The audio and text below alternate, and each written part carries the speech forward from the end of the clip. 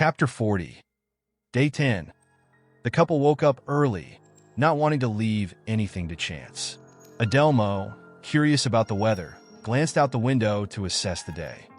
"It looks quite overcast," he remarked to Lana. "If the dream from last night holds any truth, it might not stay this way for long, or it might not even be in this exact location. We have to find it." Lana, holding brochures in her hands, searched for any resemblance to the dream, but found nothing. She looked at Adelmo and shrugged, puzzled. After getting ready for the day, they noticed that Sierra was still fast asleep. Adelmo gently tapped Sierra on the shoulder to wake her up. "Hey Sierra, we're about to head out. You can join us if you want, or you can stay here," he informed her. Sierra, still groggy from sleep, let out a soft groan and replied, "Please, let me sleep a bit more." Adelmo nodded understandingly and turned to Lana, saying, "All right, let's go." The duo prepared to leave, leaving Sierra to catch up with her rest. As they stepped out of the door, the cool morning air greeted them, carrying a hint of moisture from the overcast sky.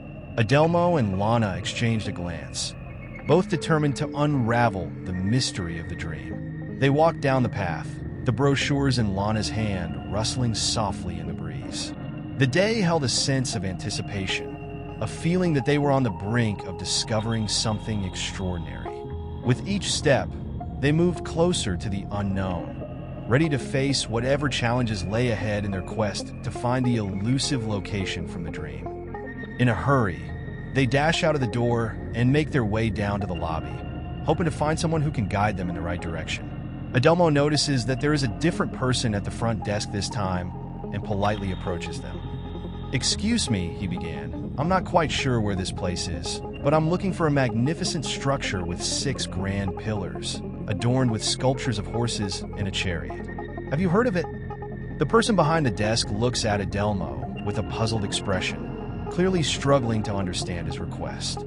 Despite their best efforts, it becomes evident that the person doesn't speak English. Lana and Adelmo exchange glances, realizing they are faced with a language barrier. They ponder for a moment, trying to come up with a solution to communicate effectively with someone who doesn't understand their language. Suddenly, Lana's eyes light up as she spots a stand filled with colorful brochures nearby. Hoping that the person at the front desk might have missed it, they rushed over to the stand. With a glimmer of hope, they searched through the brochures, hoping to find a visual representation of the place they are looking for. Perhaps a picture or a map could bridge the gap between languages and help them convey their destination more clearly. Lana and Adelmo embarked on their search, eagerly scanning the surroundings for any sign of what they were looking for. Suddenly, Lana's eyes caught sight of a brochure, and her excitement surged as she swiftly snatched it up.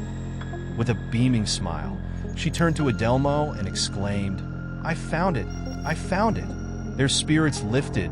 They made their way back to the front desk, determined to seek assistance once again.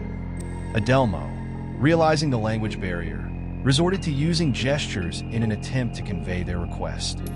He pointed at the front desk person and then patted himself, hoping to convey the message, "Can you help us find this place?"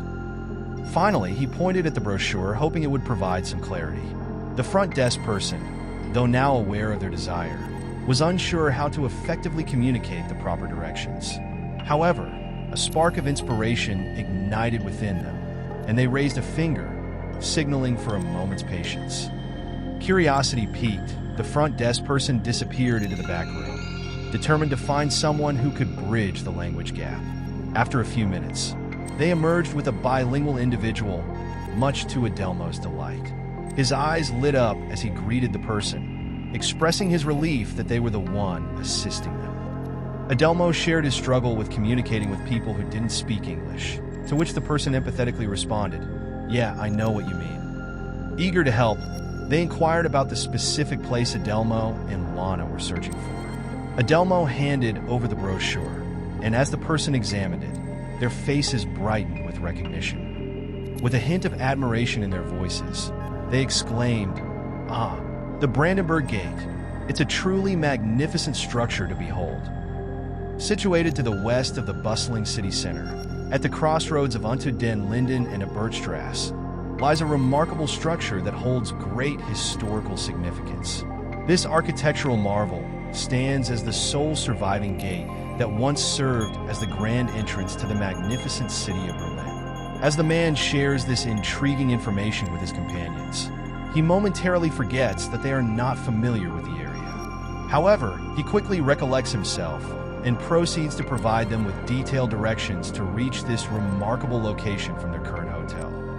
Graciously acknowledging the man's helpfulness, Adelmo expresses his gratitude before both he and his companion hastily make their way towards the exit.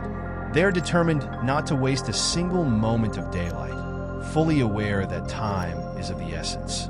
Eager to explore the historical wonders that await them, they step out into the vibrant city, ready to embark on an unforgettable adventure.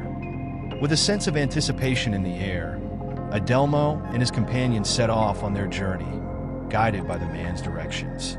As they navigate the streets of Berlin, they can't help but marvel at the rich history and vibrant culture that surrounds them.